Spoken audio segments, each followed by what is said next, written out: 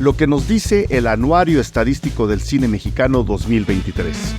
Esta semana, hace exactamente 4 años, los cines abrían de nuevo después del azote de la COVID-19.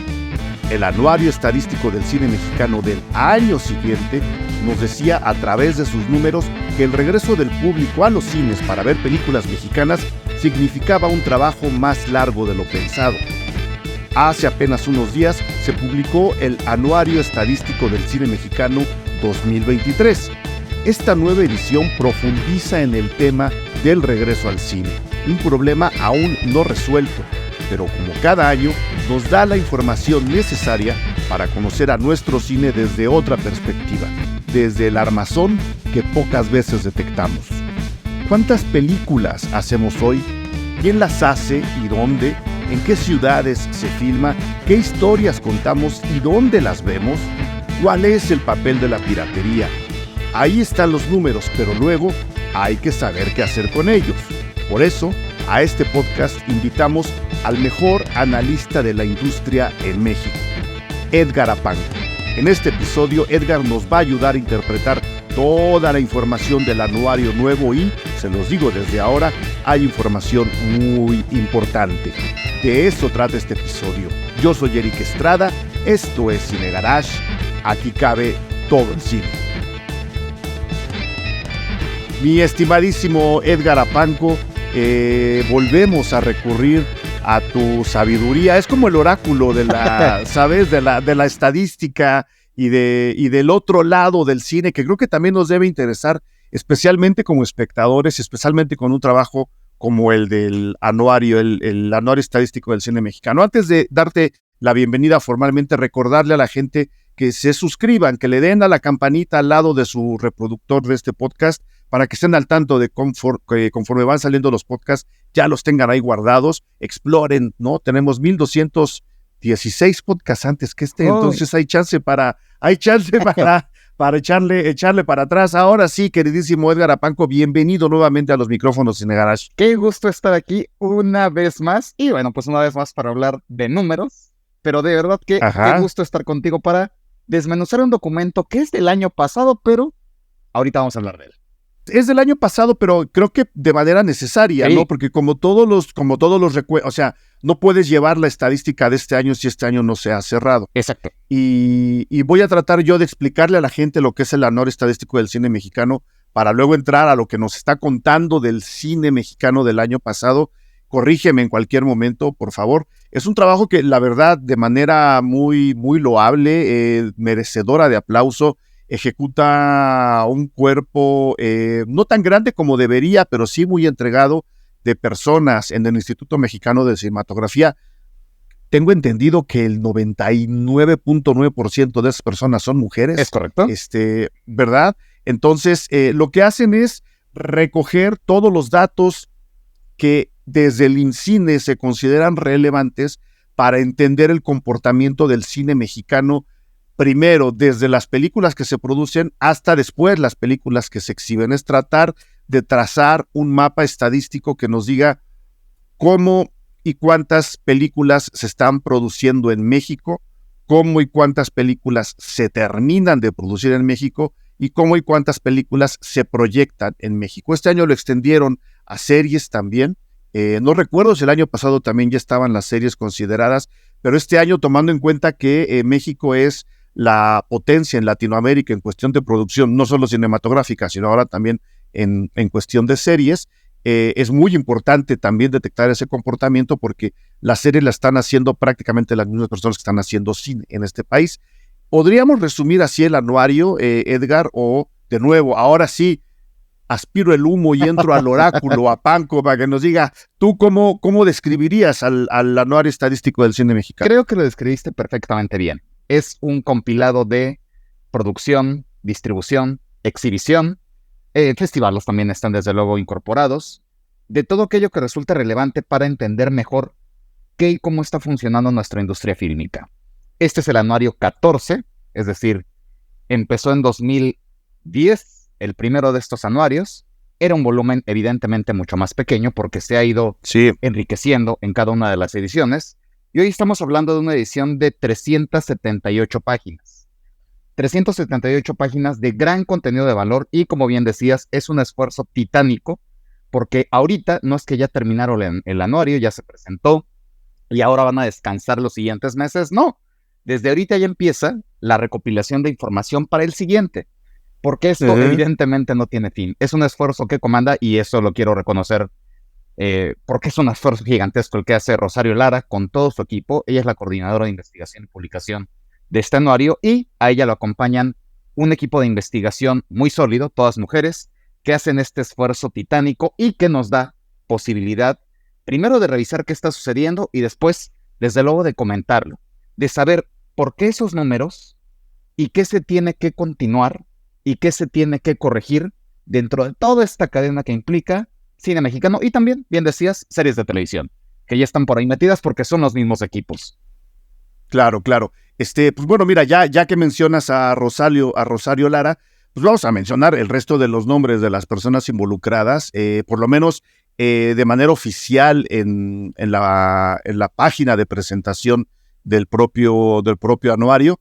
Pues bueno, evidentemente se menciona a Alejandra Frausto, que es en este momento la Secretaría de Cultura, pero dentro del Instituto Mexicano de Cinematografía, tú ya mencionaste a Rosario Lara Gómez, coordinadora de investigación y publicación del INCINE. Ahí está Mónica Luna Sayos, directora de vinculación regional y comunitaria. Diana Tita Martínez Chiapas, directora de apoyo a la producción cinematográfica. La gran Lola Díaz González García, directora de promoción del cine mexicano. José Miguel Álvarez Ibargüengoitia, coordinador técnico del IMCINE, y por supuesto Mariano Varo, directora general en este momento del Instituto Mexicano de Cinematografía. El equipo de investigación, aquí están acreditadas Luisa Valdés Alvarado, Dalia Damaris Arriaga Molina, Adriana Urbina Islas y Andrea Cortés Aguirre. Evidentemente hay mucha más gente, se les dan agradecimientos, ¿no? Mucha gente manda sus datos, ¿no? Luego hay convocatorias. Si ustedes tienen un medio que mándenos sus datos, díganos cómo trabajan, y ellas recopilan, acomodan, ejecutan el anuario. Y sí, mucha gente dirá, sí, pero pues es que el cine mexicano y el Oscar, y ahí nos damos cuenta si vamos bien o vamos mal. Pues sí, esa es una cara de las muchas monedas del cine mexicano. Creo que conocerlo a nivel de estadística, e hicimos este mismo ejercicio con la propia Mariano Varo el año pasado, ¿no? Una lectura estadística muy por encima, porque el tiempo no nos da, y ahí está el anuario para consulta pública en la página del INCINE. Creo que conocerlo desde atrás, ¿no? Ver los andamios que se van acomodando para que el cine mexicano no se caiga, a pesar de pros y contras que de repente llegan, vale mucho la pena. Es un ejercicio necesario para cualquiera que se diga un verdadero estudioso o profesional del cine en cualquiera de sus facetas, desde quien lo hace hasta quienes tratamos de difundirlo con nuestro trabajo, ¿no? Habrá quien diga, no, eso no da rating. Bueno, allá ellos. Creo que entender este cine desde estos números, con estos datos, reconociendo el trabajo de tantas personas, es parte de un verdadero profesional, y justo por eso quiero agradecerte de nuevo tu participación, Edgar. ¿Por dónde arrancaríamos? Porque evidentemente se comenta mucho en redes en los primeros días. Tú estuviste soltando unos comparativos y algunas lecturas entre líneas del anuario, que es además lo que me interesa que le cuentes a la gente que escucha este podcast. Pero ¿por dónde le entraríamos? ¿Qué es lo obvio en la superficie de este anuario, el anuario del año del 2023? Bueno, es el quinto anuario que corresponde ya a esta administración, a este gobierno. Evidentemente, el último y sexto anuario lo veremos dentro de un año, pero es importante destacar que hay, como en todos, luces y sombras. Desde luego, ¿cuál es la gran luz que encontramos? Y es algo para destacar y para aplaudir, que se hacen más películas que nunca. En estos 5 años se han hecho 1,079 películas, lo cual, si lo vemos en términos comparativos, me gusta mucho hablar de comparaciones para dimensionar mejor, son tantas películas como las que se llegaron a hacer en los años de la época de oro del cine mexicano.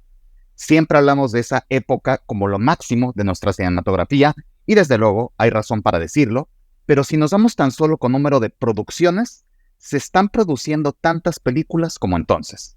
Entonces ahí tenemos un gran destacado, y en ese gran destacado hay pequeños análisis que, si revisamos en el anuario, veremos también números positivos, por ejemplo, en películas dirigidas por mujeres, películas dirigidas o enfocadas a temas de diversidad o a temas de mujeres y de feminismo.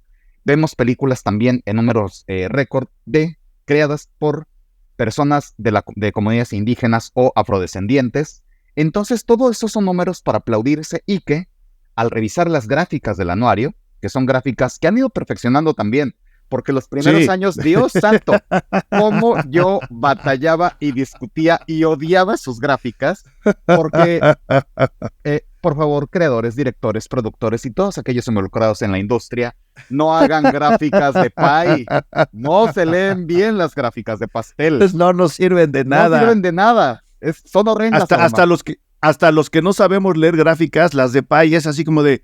No, Ajá. A ver, eso no me está diciendo nada. Hay muchas otras más. Exacto, el histograma, la gráfica de barras o de fiebre, como también se le conoce, son gráficas que nos muestran históricos, que nos muestran cómo van creciendo producciones, cómo va creciendo la exhibición o cómo va creciendo la exhibición. Ahorita llegaremos a ese segundo punto del cine mexicano.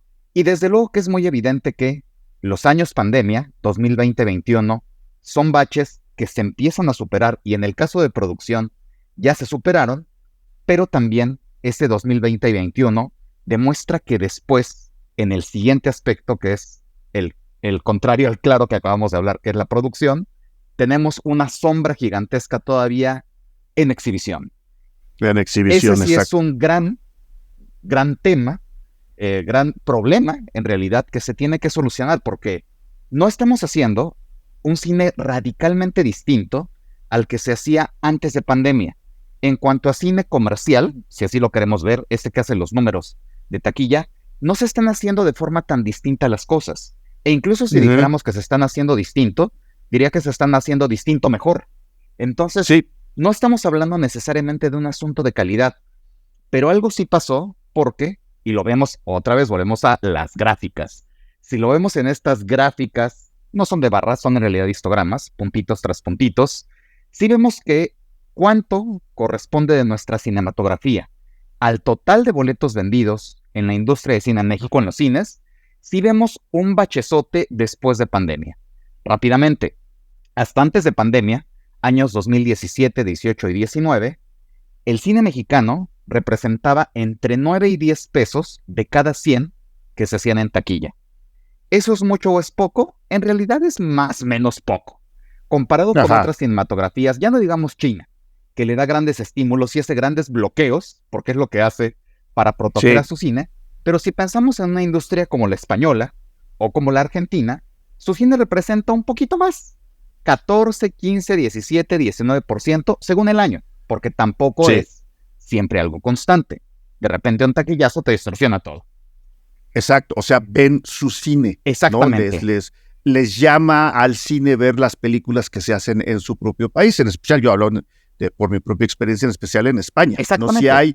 Si hay un mecanismo que promueve, no bloquea del todo, como dices, no llegan al nivel de los chinos, que tampoco estaría mal, pero si hay un mecanismo más abierto que a la gente le dice, oye, ahí viene otra película española, ¿no? Mira, Radio Televisión Española está en la producción de esta película, te la vamos a anunciar que estrena el jueves, ¿no? Y la gente va a ver esas películas. Aquí todavía no entramos en ese mecanismo a ese nivel. Exactamente, pero esto es una alarma de, ojo, veamos qué se está haciendo en otros lugares para así promover la cinematografía local.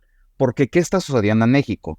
De esos 9 o 10 pesos que tenía el cine mexicano como cuota antes de pantalla, después de pandemia, olvidémonos siempre de 2020 y 2021, que son años por completo distorsionados, pero ya tenemos 22 y 23, donde en todos los mercados hay una recuperación de la industria. Pero en México no. En México estamos hablando de niveles de 3%, 4%, es decir, 3 de cada 100, 4 de cada 100 pesos que se recaudan en los cines corresponden a cine mexicano. No estamos yendo a ver nuestro cine, y eso es una tragedia. Y ya si nos vamos en particular a este apartado, un apartado muy desglosado, muy detallado de cómo fue la exhibición de estas películas, empezamos a ver números que desde luego empiezan a brincar. El anuario tiene registradas, en el año que cerró, más de 200 películas producidas y 95 exhibidas. Uno diría, ¿y esa desproporción? Bueno, también entendamos que la producción de películas en México es algo atropellado, algo que en ocasiones se pone en pausa, y que también no todas las películas ya están llegando a salas comerciales, porque hay una válvula de escape, afortunadamente hay más válvulas de escape, llamada streaming. Entonces hay algunas que llegan por allá.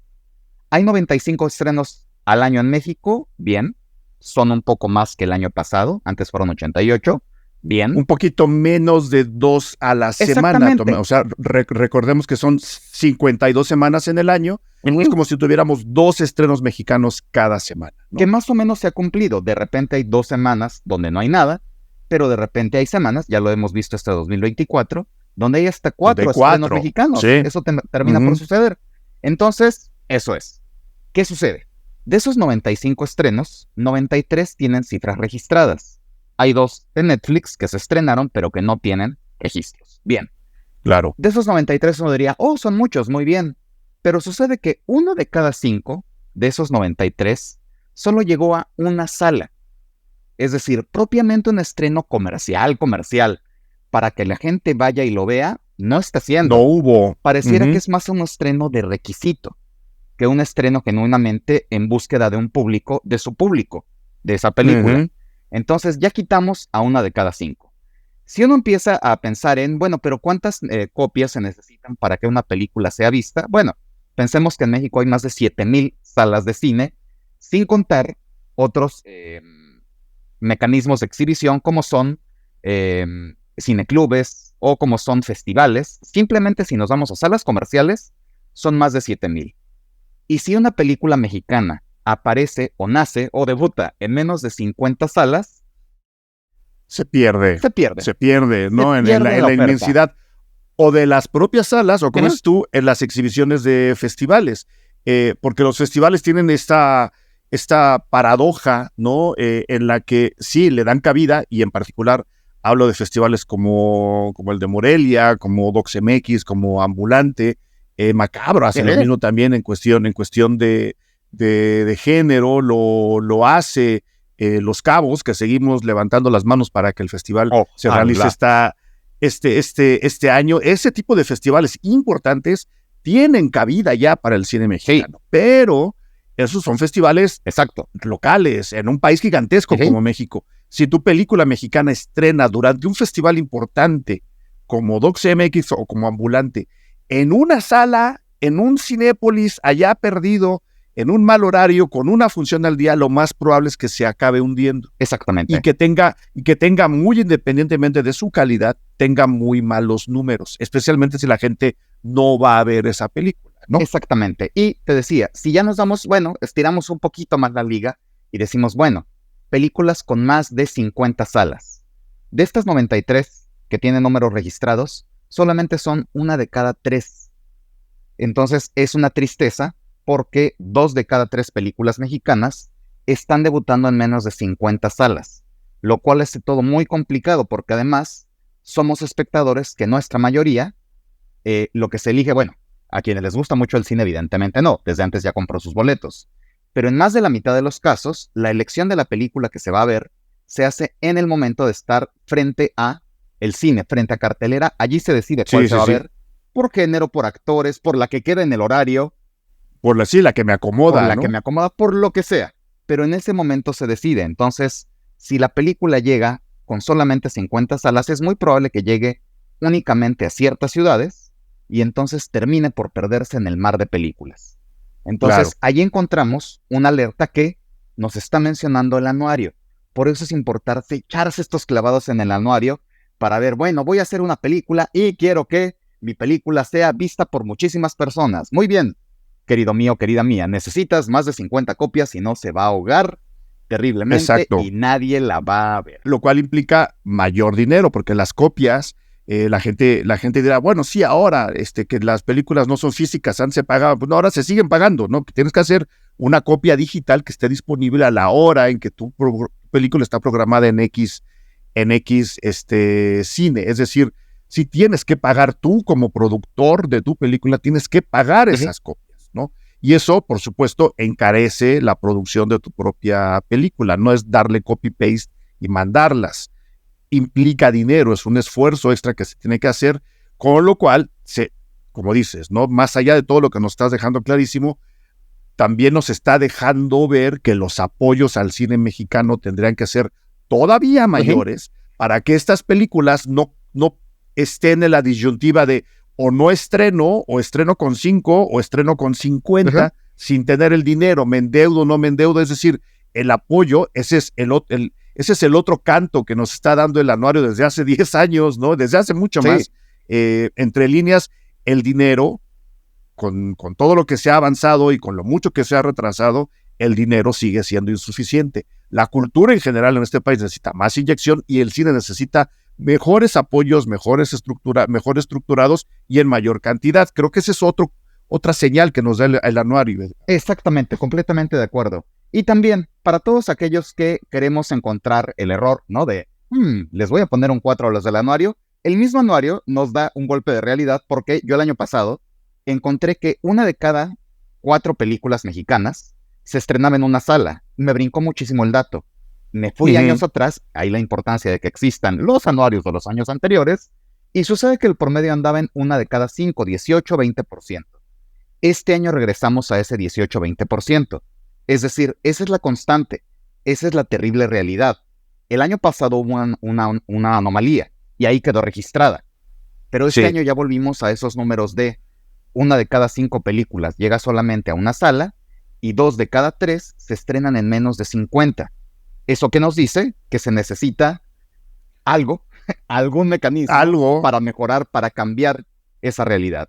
También, mismos números de exhibición. También nos dicen qué películas sí fueron tremendamente rendidoras. Lo primero es, la comedia sigue siendo, y seguirá siendo, la reina de la taquilla. Una vez más. Del mundo, no de México, del mundo, pero ahora estamos hablando de México, ¿no? Exacto, sobre todo de mercados que no producen otros géneros. Pensemos en Hollywood, que ya es una cosa muy distinta, o China, que sí se atreven a realizar películas de acción. Mercados que no tienen esas posibilidades, volvamos a mercados latinoamericanos, México, Perú, Colombia, Argentina, somos muy dados a preferir a la comedia, primero para producir y después para exhibir, porque no es un género barato. Es un género que no requiere grandes recursos. No requiere las cantidades que requeriría una película de acción, que además la gente no va a ver. Los números de películas de acción en México son francamente ridículos y bajos. ¿Por qué? Porque dices, ay, ¿qué voy a ver la película de acción mexicana si va a estar bien chafa? Y mejor veo la de Hollywood. Y ahí están las muestras. Sultanes del Sur, de hace más de 15 años, sigue siendo la película de acción más taquillera de la historia del cine mexicano. No ha habido una que rebase en números y en comparación a lo que se hizo con Sultanes del Sur. Exacto. ¿Qué sucede? Hemos encontrado la fórmula para que sean películas de acción y comedia. Y entonces esas sí las vamos a ver. Vamos a ver una Compadres de Omar Chaparro y sus símiles. Pero lo curioso y lo importante de la anuario es que nos demuestra que una película como Heroico, que no fue una comedia, que salió con 627 salas, más de 1000 ya es un blockbuster mexicano, pero esto salió con 627, un número bastante digno, terminó por hacer el mejor promedio por salas en comparación con la taquilla que obtuvo. 31 millones de pesos en el top 10. 31 millones de pesos. Más de 500,000 espectadores. Son buenos números para una película que no es una comedia. Entonces, ahí encontramos algo valioso. Segundo, Huesera, que una vez más, el mismo anuario consignó que el año pasado fue la película que más premios internacionales trajo para México. También fue la película que a los espectadores, que tuvo la corrida comercial más larga de todo el año, 15 semanas. Entonces, eso nos habla de que hay un público que sí está dispuesto a ver cine de terror y cine de terror con una propuesta distinta. Entonces, esos son hallazgos que nos da el cine. Y una vez más, ¿cuál fue la comedia más taquillera del año? Infelices para siempre. Eso sí me llama la atención del anuario, que no hay un apartado para este cine ultracomercial. Si hay un apartado para hablar de, por ejemplo, este año hicieron un apartado muy valioso de la nueva Cineteca de las Artes, que es una gran aportación que se hizo, un gran texto, además, o se ha hablado en otras ocasiones de cine y diversidad, pero hablar... Cine experimental, hay números del cine experimental, ¿no? O una mención de una película como Veneno para las Hadas, ahorita hablaremos de ese caso tan curioso. De hecho, vamos a ver, Veneno. Si yo pongo la palabra veneno, que se refiere a Veneno para las Hadas, aparece o tiene 9 menciones en el anuario. En este que estamos analizando. Cuando hace una película de hace 40 años. 40 años. Casi 40 años. ¿Qué sucede con Infelices para Siempre? Que fue la película más taquillera del año, la comedia más taquillera del año, que es la única comedia que ha rebasado los 100 millones de pesos después de pandemia, tiene únicamente 5 menciones. Y todas son menciones donde aparece como la película, pero no se habla más de ella. Entonces creo está que referenciada nomás, está referenciada ¿no? nomás como parte de alguna estadística. Ese será un esfuerzo que tendremos que empujar nosotros también, quienes estamos viendo, quienes estamos revisando este documento, para que se hable de ese cine ultracomercial. ¿Qué está haciendo bien ese cine para que vayamos a ver y para que sea la película más vista? Una película con un elenco básicamente televisivo y que son personas mayores de 50 años. Es decir, pareciera que está rompiendo las leyes de la lógica, de la física y Sí, de la taquilla. no, y de la propia comedia, ¿no? Porque pues, ¿quién ve comedia? Pues los abuelos con los nietos, pero si la edad que dices es de 50 para arriba, los nietos no están yendo a ver la comedia, ¿no? Exacto, entonces, esas son hallazgos que nos da el anuario y que es bien importante detenernos a revisar. Eso por el lado de la taquilla. En cuanto a, también, ojo, no todo es taquilla. También hay apartados bien valiosos de cómo está siendo cómo estamos viendo los mexicanos nuestro cine en otras pantallas. Y otras pantallas incluyen hasta lo que no es legal. Es decir, Sí. hay un apartado bien valioso de cuáles son las películas mexicanas históricamente y del último año más vistas en YouTube. Y ahí nos encontramos con una realidad muy curiosa. Por ejemplo, Welcome al Norte, que sí terminó en el top 10 con números discretos. Es del 2023, es del ¿verdad? 2023, exactamente. Sí. Fue la película más pirateada, esa es la realidad, del cine mexicano el año pasado. O que ciertos esfuerzos a veces no se traducen en lo que uno esperaría. Una vez más, Infelices para Siempre fue la película que tuvo más reproducciones, su tráiler en YouTube, 12 millones, y eso se tradujo en 100 millones de pesos en taquilla, más de 100 millones. Y otra película que tuvo el mismo número de reproducciones de su tráiler en YouTube, La Usurpadora, el musical, terminó con 12 millones de pesos, la octava parte de Infelices para Siempre. Es decir, eso también nos ayuda o les ayuda a las personas encargadas de estrategias digitales a determinar hacia dónde tienen que ir los esfuerzos. Un tráiler que se ve muchísimas veces, a veces no reditúa. Y un tráiler que se vio pocas veces, pero que a lo mejor utilizó otras estrategias digitales como Instagram o como TikTok, como Sobreviviendo a mis 15, terminó siendo una de las 3 comedias más vistas en 2023. Claro, ¿no? Hay un estudio de mercado más acertado. Exacto. En un sentido traducido en una campaña consecuente con la película que provoca que la gente vaya a verla, y creo que una vez que provoca que la gente vaya a verla, y por eso digo consecuente con la propia película, hace que quien ya la vio le diga a la vecina, oye, sí ve a verla, ¿no? Porque yo ya la vi, yo fui la primera semana, yo ya la vi, ve a verla tú también, ¿no? Son esos otros datos que están ahí atrás. Yo nomás para lo de la piratería, creo que estos datos y que existe el apartado en el anuario por segundo año consecutivo, creo que empezaron el año pasado con eso, demuestra varias cosas. Primero, que la gente sí quiere ver cine mexicano, pero no se le está llevando a veces. O sea, no está cerca por lo que ya explicaste, ¿no? El hecho de no tener las 50 copias, pues no lo va a llevar a todo el país, Exacto. ¿no?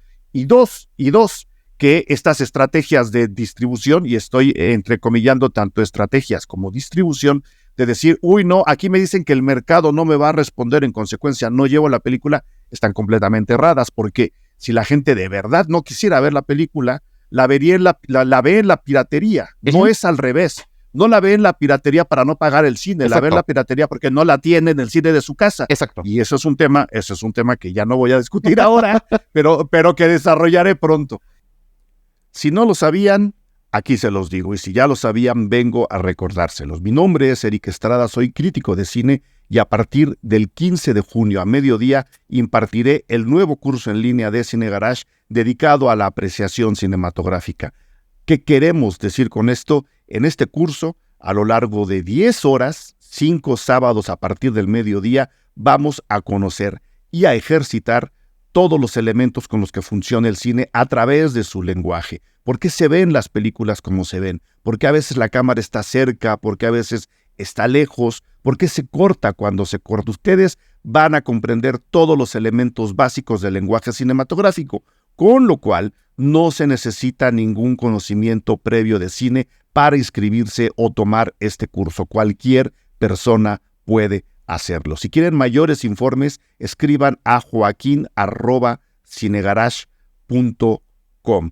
Tenemos descuentos para nuestros Patreons, tenemos descuentos para la gente que ha tomado cursos con anterioridad en Cinegarage y yo les aseguro, nos la vamos a pasar muy bien. Entre la gente inscrita que vive en México, vamos a sortear una barra de sonidos Sonos para que quien gane vuelva a disfrutar a las películas como en el cine, aunque esté en su casa. El sonido es realmente espectacular. Vengan, vamos a conocer los elementos básicos del lenguaje cinematográfico, vamos a conocer muchísimas de sus combinaciones, que son prácticamente infinitas, y vamos a disfrutar todavía más del cine. Es un curso en línea, las clases además se quedan grabadas por si alguien se pierde una o quiere repetirlas, tienen acceso a esas grabaciones. Mayores informes, joaquin@cinegarage.com, curso en línea de apreciación cinematográfica. Ahí nos vemos.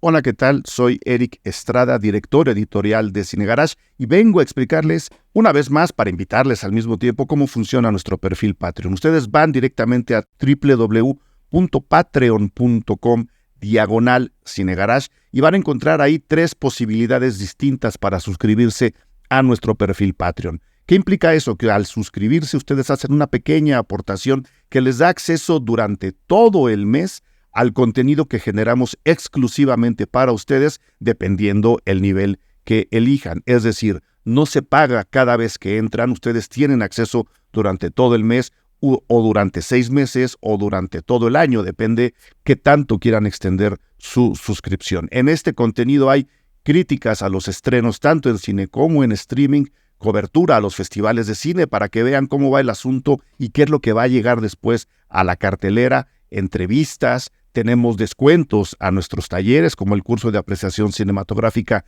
que iniciamos el 15 de junio y cosas y regalos que vamos dando semana a semana, mes con mes. Suscríbanse porque con esa aportación que ustedes hacen, nosotros podemos seguir produciendo el podcast Cinegarage, uno de los más exitosos del país, y justo por eso quiero agradecer personalmente en esta ocasión a LJ, Mau, Shark Michael, Karina Laces, Mónica Martínez, Leticia Guijara, Choc Franco, Diego Sánchez, Héctor Hernández Bastida, Jan Osorio, mil gracias. Ellos, ellas ya son parte de la comunidad Cinegarage. Vayan directamente, suscríbanse en www.patreon.com/Cinegarage.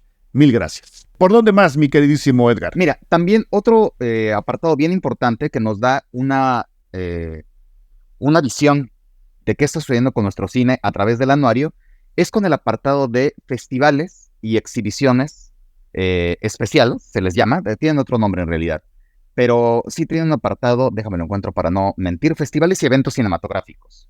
Esto también nos da una realidad de qué está pasando en cuanto a este tipo de eventos. Lo primero que nos dice el anuario es que en todos los estados sí están sucediendo festivales o eventos cinematográficos, con lo cual se confirma la teoría de que Tlaxcala existe porque también allí se realizaron eventos cinematográficos. En todos los estados hubo al menos un evento.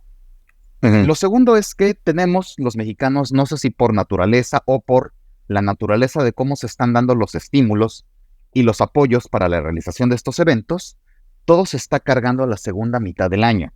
Y entonces el cinéfilo y también el experto en cine y también los distribuidores, exhibidores que quieren acudir a estos festivales, tienen que elegir mejor a cuáles van, porque da la casualidad que en el corredor septiembre, octubre y noviembre suceden la mitad de los festivales, de los 229 festivales o eventos fílmicos que están sucediendo. Y en enero únicamente están sucediendo 3. Es decir, poco más del 1% están sucediendo en enero y más de la mitad están sucediendo en este corredor a septiembre, noviembre, y evidentemente tenemos que elegir cuáles descartamos y a cuáles sí acudimos. Entonces, esa es otra realidad que nos da. Y antes de continuar con este apartado, se me está olvidando en cuanto a exhibición, hay un apartado que ahora queda un poco cojo, ignoro por qué, sobre lo que estamos viendo los mexicanos en nuestras pantallas de televisión. Y digo un poco cojo porque siempre han aparecido los números, los ratings, de lo que sucede en Canal 11, Canal 22, Canal 22.2, y ahora se han sumado Capital 21, Canal 14. Es muy valioso ver qué se está viendo allí. Pero lo que dejó de registrarse son los canales de Televisa y de Televisión Azteca, cuando de cotidiano eran los canales que registran, siguen siendo más bien, los canales que registran los ratings más altos. ¿Qué nos decían de cotidiano esos canales que ahora no están registrados? Lo que muchas veces la gente, los críticos del cine mexicano comercial, no quieren ver. Que una película de Eugenio Derbez te hace una barbaridad en cines, pero también te sigue haciendo una barbaridad en otras ventanas. Y esas otras ventanas son el streaming, son los aviones, y son la televisión abierta o la televisión de paga. Y la piratería, y la piratería también, desde luego. O sea, también. Sí, también, desde luego. Entonces, ahí están esos números para esas películas. ¿Por qué Derbez y Gareda, Chaparro y todos ellos siguen siendo esas figuras tan mencionadas? Porque hacen unos numerotes en taquilla, pero también hacen unos numerotes en televisión abierta. Siempre que se estrenó de estas películas tienen buenos números. Y siempre que las televisoras no tienen que programar y echan una de estas para competir con el partido que la gente no lo quiere ver, pegan. Entonces, tienen una función estas películas más allá de ese éxito monumental que tuvieron en salas de cine. Te decía. Y a su manera desde la tele, a su manera es muchas, incluso la material, inyectan actividad al propio cine mexicano. No está mal que la gente vea cine mexicano en la televisión. Exacto. ¿Qué tenemos ahora? Bueno, tenemos una visión de lo que está viendo la gente parcial, porque ya no están en los registros de estos canales, pero sí estamos encontrando que en los que sí están registrados hay cosas interesantes. La gente está viendo cine de los años 70. La gente de entrada ama en cualquier canal, Televisa, Televisión Azteca, Canal 11, 22 o donde sea, a El Santo. Sí. El Santo es el santo grial del cine. Sí, sí. Porque tiene números. Es el santo grial. El santo grial, exactamente. Si nos fuéramos por visionados únicos en alguno de estos canales, ahorita te digo cuál exactamente, las películas del santo ocupan 5 de los 10 primeros lugares. Entonces, eso invariablemente nos dice algo de nuestro cine. También nos dice que los años 90, el cine de los 90, que ya hay, por cierto, un gran episodio aquí en este podcast sobre el cine de los 90. Échenle un ojo, está increíble ese episodio. Se lo voy a pegar aquí a los Patreons en la ventana donde publicamos el podcast para ellos, pero se lo digo a la gente, se llama el 1994 y la desmantelación del cine mexicano, que hice con el gran Sergio Huidobro. Si lo buscan así en cualquier plataforma lo encuentran. Exacto. ¿Qué decían en este podcast? Ustedes decían que, en efecto, se producían bien poquitas películas mexicanas, y por bien poquitas hablamos de 14. O sea, sí. Ahora estamos hablando de poco más de una al mes, cuando justo al inicio de este podcast hablábamos de casi 2 a la semana, casi 8 al mes. Entonces estábamos hablando de casi una película mexicana al mes. Bueno, esas pocas películas mexicanas que se produjeron en esos años, entiéndase Un Embrujo, por ejemplo, están en la lista de las más vistas en estos canales. Entonces, una vez más, eso nos está hablando de qué cosas quiere ver la gente. Un Embrujo, por ejemplo, no es una comedia, es un drama con tintes fantásticos y largo, no es una película de 1:30, es una película de más de 2 horas, que se ganó muchos Arieles, además. Sí, sí. Entonces, ahí nos está hablando de qué quiere ver la gente, y el caso que hablábamos hace un momento de la Cineteca de las Artes. Una vez más, el anuario nos presenta determinados apartados según el año, y en esta ocasión un muy valioso apartado fue el qué sucedió con ese cine que está enquistado en el Centro Nacional de las Artes. Antes era un Cinemark, después fue un Cinemex, terminó convirtiéndose, el gobierno lo rescata y lo convierte en Cineteca de las Artes. Muy criticado, no muy criticado, que tenemos otra Cineteca a 2 kilómetros, es otro espacio, es valioso y qué bueno que esté. Y hay otras películas que creo que es a donde vas, ¿no? Hay otras películas. ¿Qué sucede con los 100,000 espectadores que fueron a este cine desde su apertura en agosto del año pasado hasta el cierre? Fueron más de 100,000 boletos los que allí se vendieron. Pero ¿cuál es el gran dato que aquí resalta? Y justo hace un momento lo destacamos: Veneno para las Hadas. Exactamente. Esa es una película de hace 40 años que Dios quiera que no le caiga todavía su remake. porque a todas las demás de Taboada les cayó sobre Ya se Nate. las ejecutaron, Exactamente. sí. Y lo hacía el comentario justo a propósito del otro podcast que también Sí. acaba de salir aquí en Cine Garage. Es eso, Veneno para las Hadas recaudó por sí sola 1 de cada 12 boletos que vendió esa cineteca. Nos está diciendo algo de los gustos del espectador mexicano. 1 de cada 12 boletos en esa cineteca que tiene 15 salas. 1 de cada 12 ¿no? boletos. O sea, es decir, es como si hubiera una sala pasando Veneno para las Hadas todo el tiempo. Exactamente. 8,000 boletotes vendió esta película en el último tramo del año, solo en ese cine. Tal cual, como dices, está en la sala 1, 2, 3, 4, 5, 7 y la sala Veneno para las Hadas. Entonces, ese es otro hallazgo. ¿Qué está queriendo ver nuestra gente? Ya hablábamos de Huesera. Fue la película que estuvo más semanas, 15 semanas, en exhibición.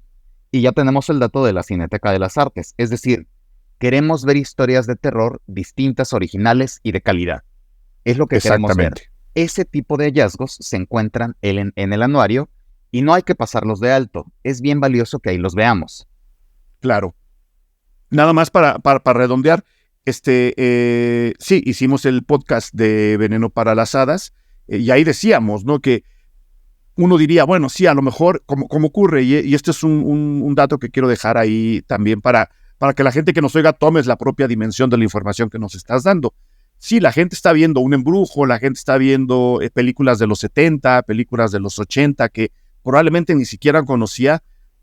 En primera, porque es lo que les están pasando. Muchas de las películas que se pasan ahora en Capital 21 o en Canal 22 o en el 14, se están pasando porque honestamente son las que menos dinero le cuestan en cuestión de derechos al IMCINE programar. Es decir, no están pasando todo lo que el IMCINE quisiera porque es más barato pasar estas películas.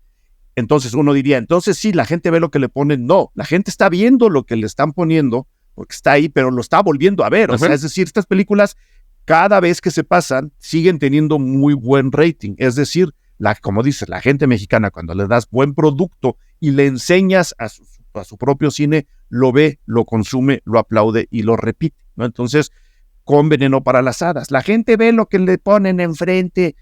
O sea, sí, ahí estaba Veneno para las Hadas, pero cuando quitaron Veneno para las Hadas, que es lo que platicamos en el podcast, que creo que duró 2 semanas fuera de cartelera, la gente iba, tocaba la ventana y decía, señores, pongan Veneno para las Hadas otra vez. Es decir, si lo quieren ver, el público no es tonto. Nomás quería dejarlo por ahí, mi estimado Edgar. ¿Por dónde más le damos? Muy bien, pues bueno, creo que la última gran pregunta que nos arroja el anuario está repleto de estadísticas por todos lados. Gráficas, bien hechas, tablas, bien estructuradas, bien explicadas. Todas las gráficas se entienden por sí solas, lo cual ya nos habla de una buena gráfica. Pero creo que el gran elefante en la habitación es, bueno, y con esta información, ¿qué se hace? A cada uno de nosotros nos toca así desmenuzarla, analizarla, pero lo que consistentemente ha pasado, al menos los últimos 4 años, es que deja sin responderse la pregunta de ¿por qué no estamos yendo a ver nuestro cine? No sé si es deliberado o es un poco... a veces me siento como Betty Pinzón, revisando los estados, los balances de Comoda, y viendo, pero es que hay una desproporción entre lo que se produce, que son números récord, y los números de exhibición, los números que está haciendo el cine mexicano. Y los premios que gana el cine mexicano fuera también, ¿no? Exactamente. Sí. Y las explicaciones que dan de cotidiano Alejandra Frausto, secretaria de Cultura, o María Novaro, del IMCINE, se brincan la pregunta. Se dice todo el tiempo que estamos haciendo mejor cine que nunca, y eso puede ser discutible, pero se puede conceder que sí se están haciendo mejor cine que nunca, que se está abriendo nuevos espacios, y sí, están estos 229 festivales y espacios de exhibición para el cine mexicano, y están los cineclubes, y está el streaming, y están los canales públicos y privados de televisión donde vemos nuestro cine, pero la gente no está yendo a las salas a ver el cine, y a esa pregunta siempre se le saca la vuelta. No ha habido consistentemente, bueno, no ha habido, para pronto, nunca. Una respuesta, nunca, y en particular en estos últimos 5 años, no ha habido una respuesta a por qué dejamos de ver tan feo nuestro cine. ¿Por qué pasamos de ese 9 o 10% de cuota de mercado a este 2 o 3% que es una vez esta nueva realidad, que son números que se tenían hace 15 años, cuando se empezó a hacer este primer anuario. No sé si la respuesta vaya en el sentido de producir menos para que se vea más, es decir, que los recursos vayan, y esas serán pláticas que se tendrán que realizar, pero al menos de parte del gobierno no hay una respuesta.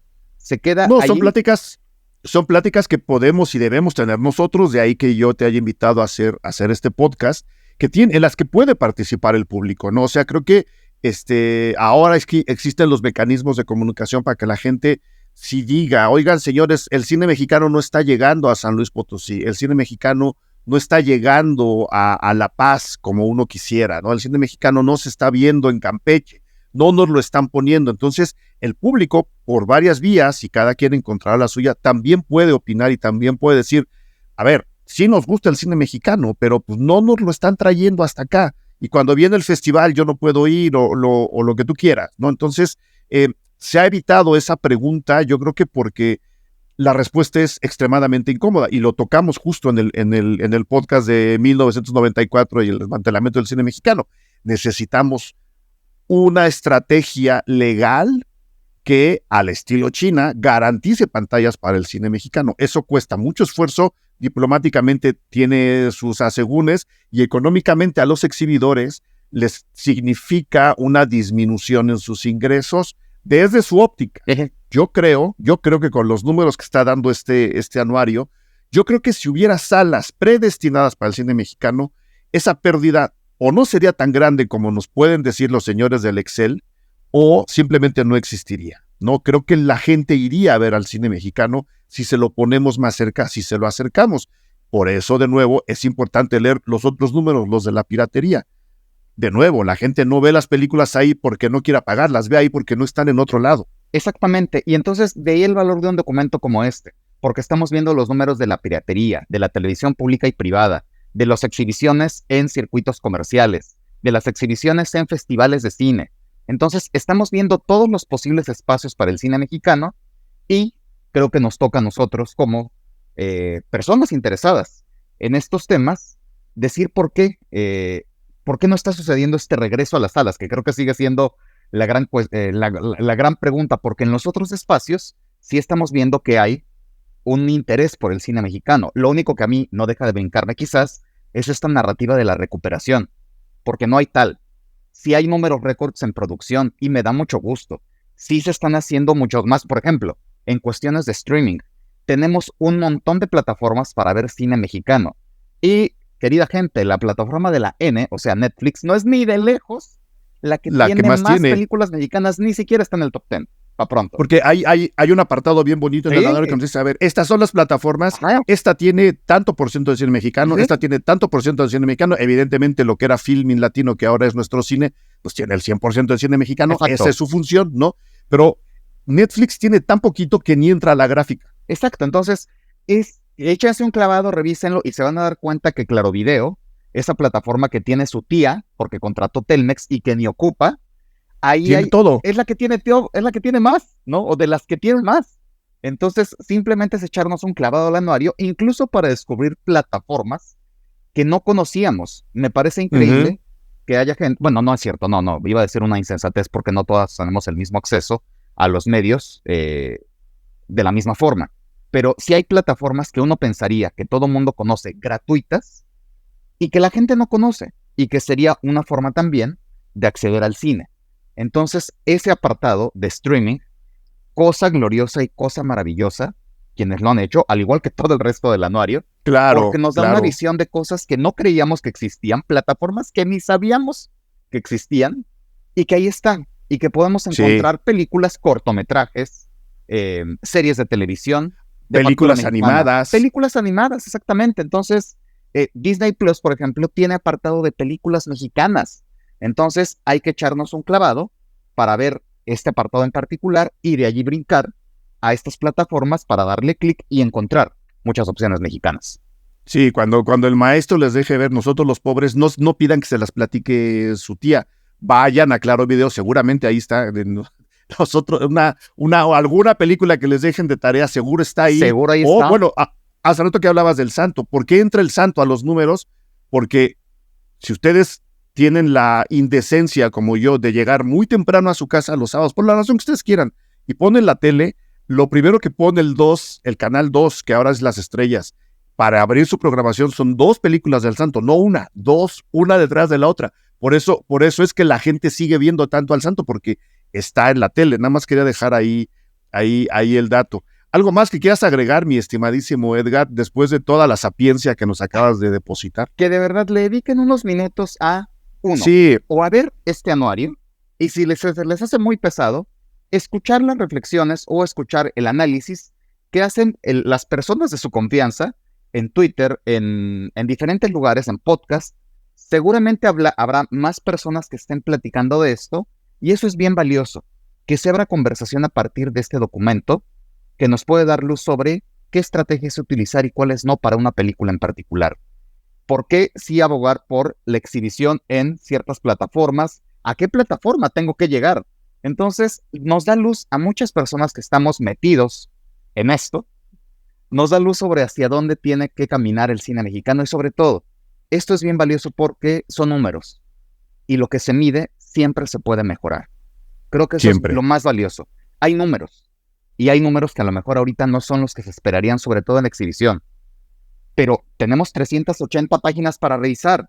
Eso nos puede dar cierta luz sobre qué se puede hacer para mejorar.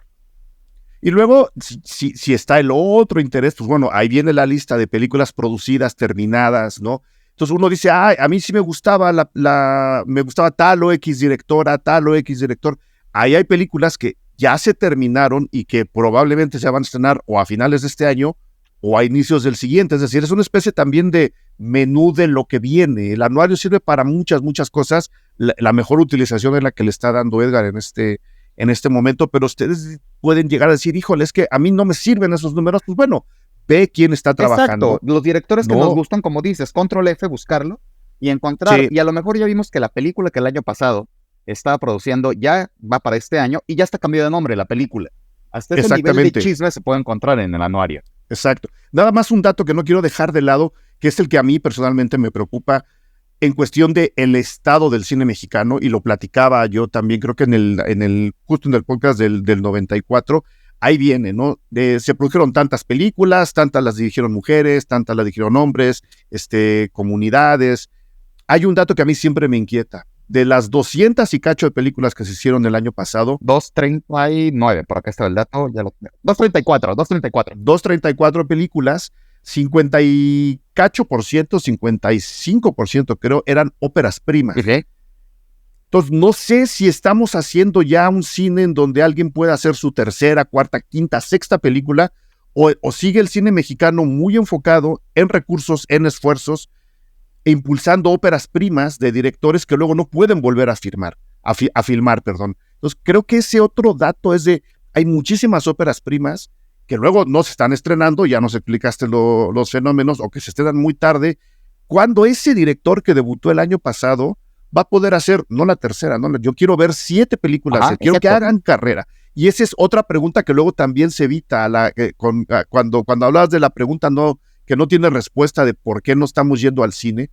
La otra pregunta que se evita es, bueno, ¿y por qué no hay incentivos para que la gente, o alguien como Sergio Orjovich, ¿no? O que tú me digas, vuelvas, que él ya hizo una nueva, ¿no? Pero que esa gente, o alguien que ya tiene 4 películas, haga la quinta y haga la sexta, que hagan carrera en eso. Esa es otra pregunta incómoda que surge ahí, ¿no? Justo, porque sí, hablar de óperas primas suena muy bonito, pero dices, entonces, ¿dónde están quedando todas esas trayectorias que se quedaron con 2, 3, 4, 5 y no hay más? Y ya me hiciste pensar en otro dato.